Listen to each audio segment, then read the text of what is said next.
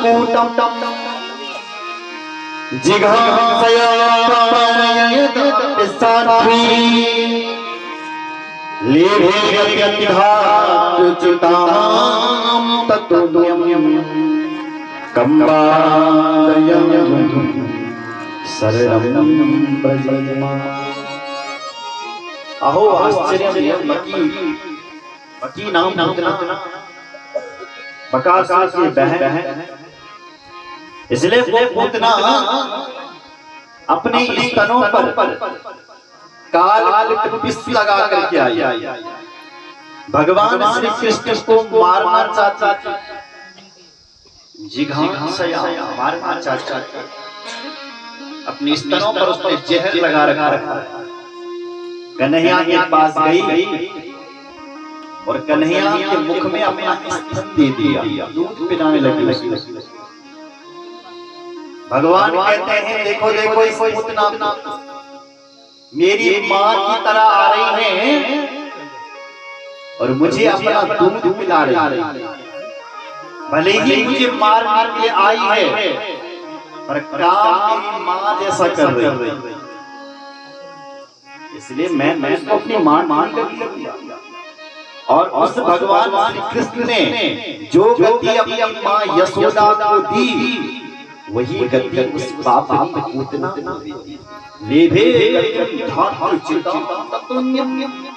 धात्योचित गति उस पूतना को प्रदान कर। कंबादयायं शरणं ब्रजेमा लिखा है, कौन अभागा होगा जो ऐसे भगवान की शरण में जाए। सुखदेव जी ने जब ये श्लोक सुना तो अब कुछ नहीं सूझा और सीधे अपनी तपस्या से खड़ा हुआ और चल पड़ा। हरे गुणा चित्तमती भगवान बादरजनी अत्तगामहदानं नित्यं विष्णु जनप्रिया। हरे गुणा चित्तमती, आज हरि ने इनके चित्त को भी हर लिया। हरि मतलब हरण करने वाला, पाप हरण करता, दुख का हरण करता। आज इनके चित्त का भी हरण करता। इनका चित्त सुखदेव जी का चित्त अपनी ओर खींच लिया। दौड़े दौड़े शिष्यों के पास आए, कहने लगे भैया बहुत प्यारे श्लोक तुम मुझे सुना रहे हो और सुनाओ।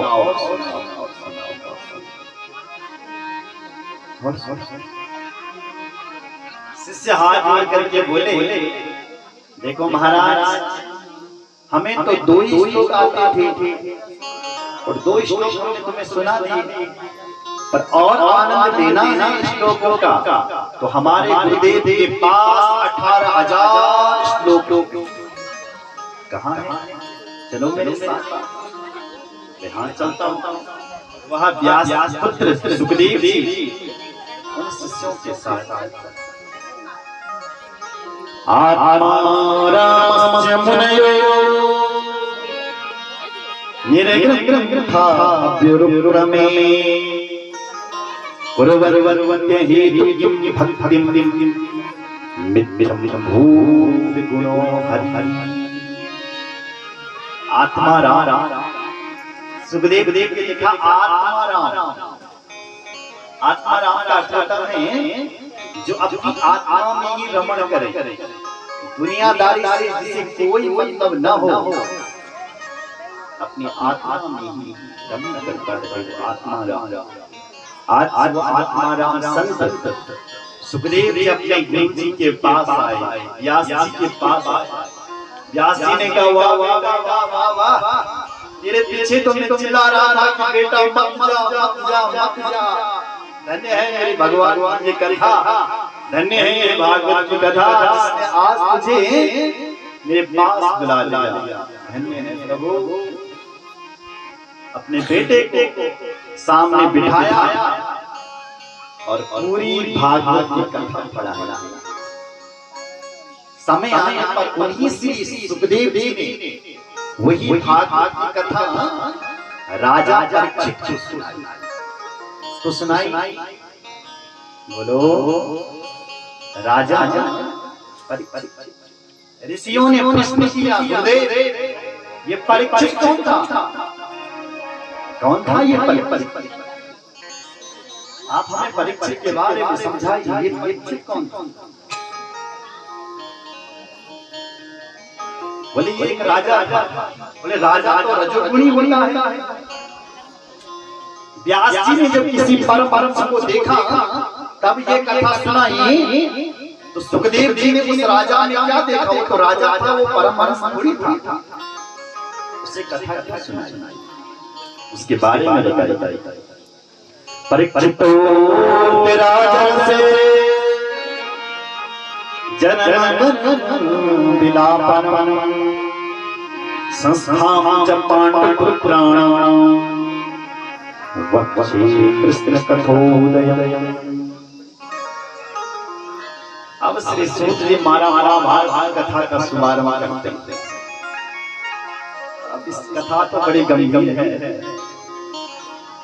फिर भी कोशिश करते हैं, ठीक है? और जय जय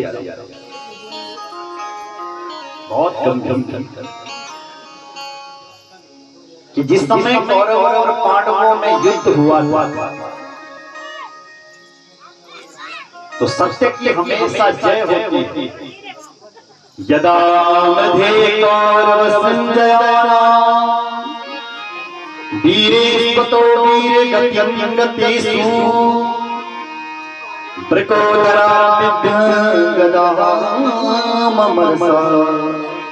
भगनो रुदन्दे धृतराष्ट्रपुत्रे।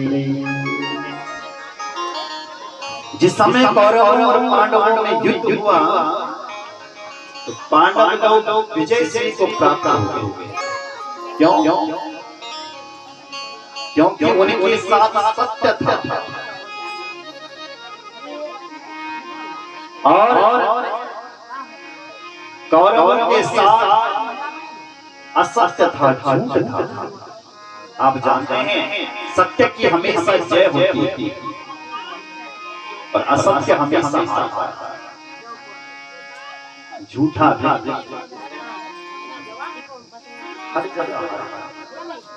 थोड़ी देर भले जीत जाएगा, आखिर में उसका काला चेहरा सामने आ जाता है कि इसने कपट किया है। पराजय हो गई महाराज। अंतिम युद्ध में भीमसेन की विशाल गदा ने दुर्योधन की जंघा तोड़ दिया और उसको मूर्छित अवस्था में छोड़ दिया। आप इतना सब जानते हैं। उसके पास अश्वत्थामा आया,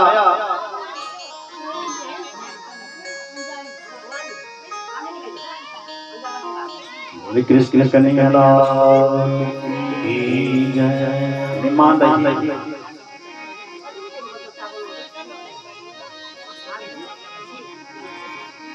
बोले कृष्ण कन्हैया लाल की जय।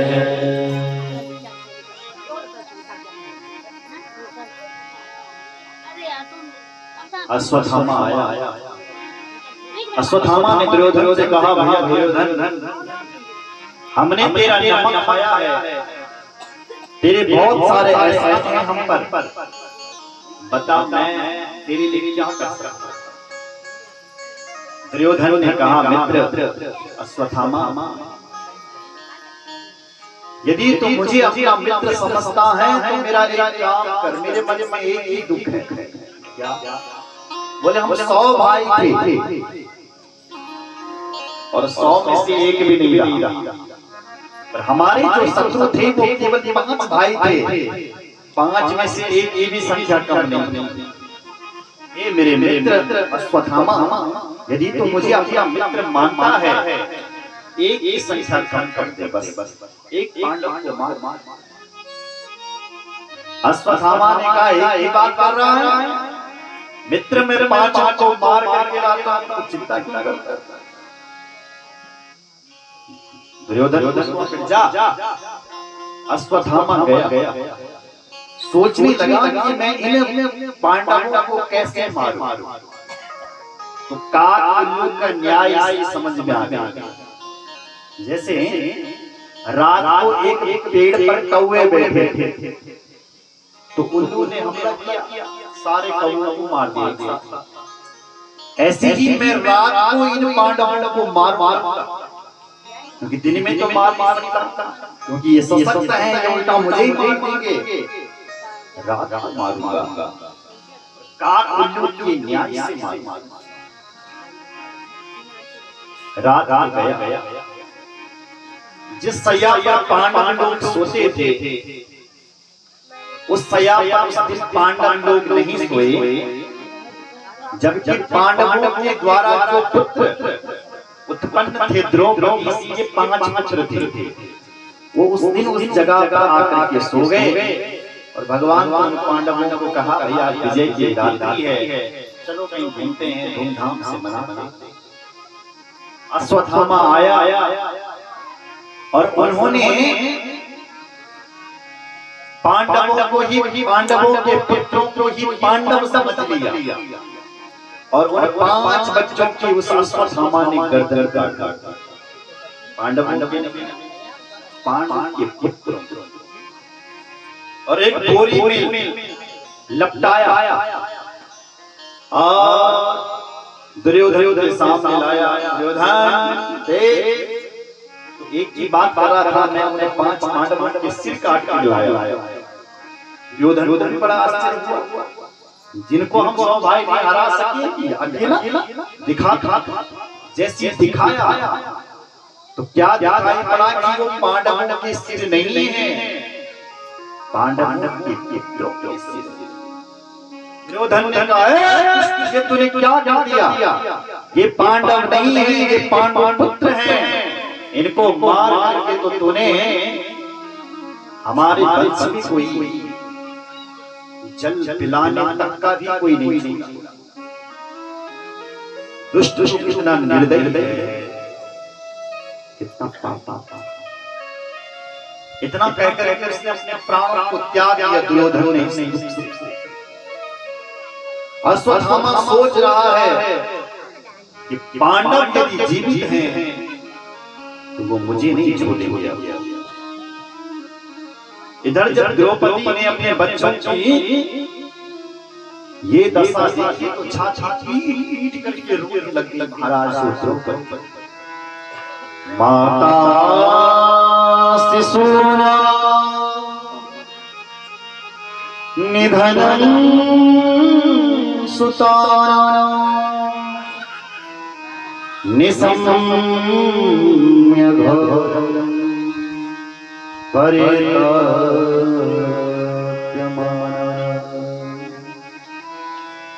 तदा रुदगरास्तकलाकुलाक्षी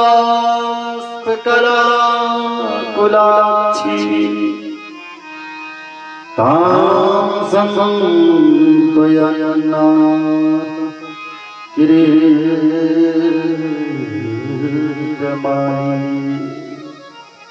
छाती पीट करके रो रही है माता। बच्चों ने किसी का क्या बिगाड़ा था?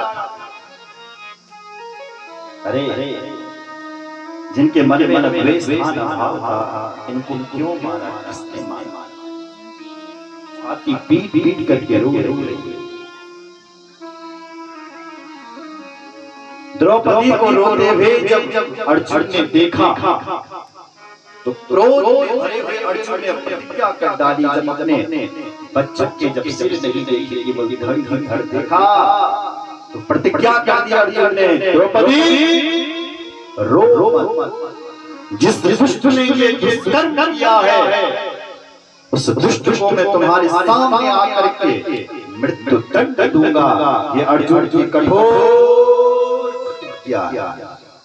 आप जानते हैं कि अर्जुन हमेशा जब कुछ भी काम करता है ना तो सीधे संकल्प कर देता, प्रतिज्ञा कर लेता है, क्योंकि बिना संकल्प का कोई भी लक्ष्य पूरा नहीं होता। ये अर्जुन से सीखी।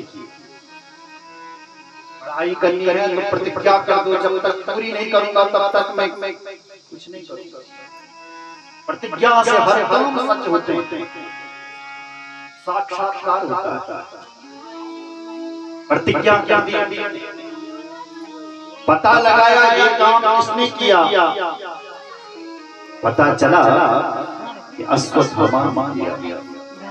अश्वत्थामा का पीछा किया, अश्वत्थामा भागा।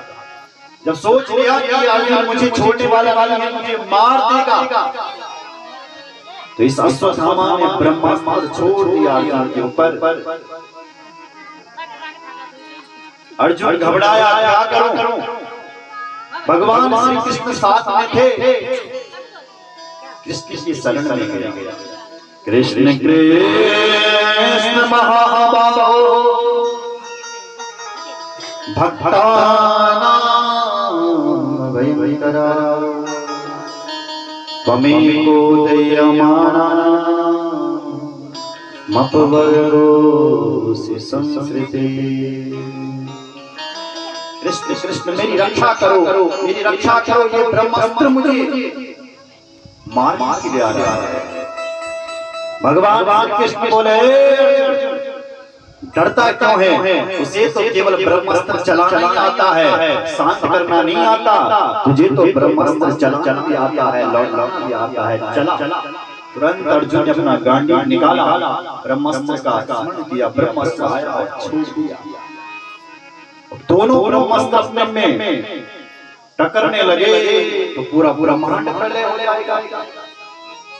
भगवान ब्रह्मा जी प्रकट हो गए। ब्रह्मा ने कहा इसको रोको, तो अर्जुन ने अपने दोनों ब्रह्मास्त्रों को शांत कर दिया और फिर दौड़ करके गया और उस अश्वत्थामा को रस्सियों में बांधने लग गया और अपने रथ में लाया, बांध कर। भगवान श्री कृष्ण ने फिर कहा अर्जुन तुम इसको बांध क्यों रहे हो? इसको मृत्यु दंड दो। क्यों प्रभु? बोले मत्तम परमतम मनमनमम संसंवादम सत्रियम जनम प्रपन्नम विरधिरधितम नारिगम धर्मम। धर्म के धर्मात्मा पुरुष कभी स्त्री को, मतवाले को, पागल को, सोते हुए शत्रु को कभी नहीं मारता, इसलिए ये अधर्मी है, इसने अधर्म किया है, इसको मृत्यु दंड दो। अर्जुन बोले कन्हैया मैंने तो द्रौपदी जी को वचन दे रखा है कि मैं द्रौपदी के सामने इसको मारूंगा, इसलिए वही मारूंगा। चलो जैसे ले गए महाराज को, द्रौपदी के सामने खड़ा कर दिया, बांध करके रस्सियों से। द्रौपदी ने जब उस अश्वत्थामा को बांधा हुआ देखा तो दौड़ करके आई और उस अश्वत्थामा की रस्सियां खोलने लगी। आंखों में आंसू हैं, फिर भी अपने पुत्र पीड़ा की आग को भूल गई है और दौड़ करके आई उस अश्वत्थामा की रस्सियां खोलने। देखो विचित्र संवाद है। कहती हैं अर्जुन वाचा सहन्तस्य बंधनानयन सती मुच्यतामेष ब्राह्मणो नितरां गुरु। मुच्यतामेष खोलो। अर्जुन ने कहा देवी तुम इसको क्यों खोल रही है? तुम्हें पता नहीं है इसने तेरे एक बेटा नहीं 5 पुत्रों को गला काटा है, सर काटा है और इस दुष्ट पर तुम दया दिखा रही हो। द्रौपदी कहने लगी अर्जुन मुझे इस पर तो दया नहीं आई, पर मुझे इसकी मां पर दया आई। कहा इस पर तो मुझे दया नहीं आ रही है, पर इसकी मां पर मुझे दया आ रही है। इसकी मां जो कृपी है उस पर दया आ रही, क्योंकि इसकी मां का पति द्रोणाचार्य जी पहले महाभारत के युद्ध में चले गए। अब इसकी मां अपने पुत्र का सहारा लेकर के बैठी है।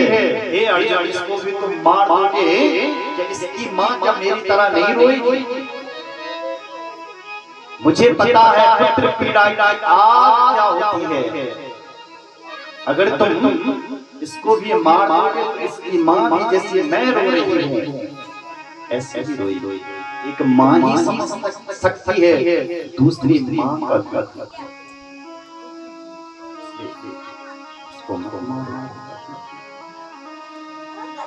और ये ब्राह्मण ही नहीं है, आपकी गुरुदेव का पुत्र है। गुरुपुत्र तो गुरुदेव की तरह ही बंदनीय होता है, पूजनीय होता है। आप उसको बंदी भूल गए कि अपने गुरु के उन एहसान। देवी कौन से एहसान? सरहस्यो धनुर्वेदा सभी सर्वो संयमा। आपके गुरुदेव ने आपको सर्वश्रेष्ठ शिष्य बनाया। क्या गुरु को भूल गए? वही गुरु तो तुम्हारे सामने पुत्र के रूप में खड़े हो। क्या तुम इसको मारना चाहते हो? इसको मत मारो, मत मारो, मत। धर्मराज युधिष्ठिर जी को द्रौपदी के वचन अच्छे लगे।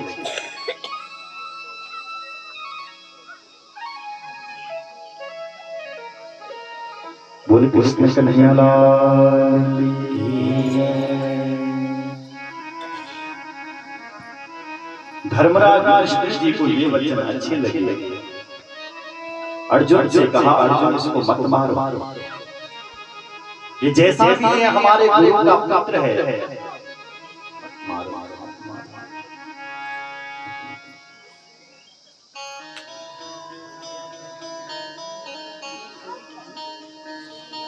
अर्जुन ने कहा, क्या करो? द्रौपदी कह रही है इसको मत मारो, ये गुरु का पुत्र है। बड़ा भाई कह रहा है इसको मत मारो। कन्हैया से पूछा, कन्हैया मुझे क्या करना चाहिए? क्या कन्हैया बोल पड़े, अर्जुन अस्मात् शास्त्रं प्रमाणन्ते कार्य व्यवस्थितौ। हे अर्जुन, जैसा शास्त्र कहते हैं ऐसा तुम करो। अर्जुन ने पूछा, मेरे भगवान ये बताओ तुम्हारे शास्त्र क्या कह रहे हैं? कन्हैया बोले, अर्जुन शास्त्रों में स्पष्ट लिखा है, ब्रह्मबंधुर हन्तव्य आतता बदा मयि भयमातकं परे पायनुशासनम्। ए अर्जुन, शास्त्रों में स्पष्ट लिखा है कि ब्राह्मण कितना भी अधम क्यों नहीं हो, पर नहन हत्या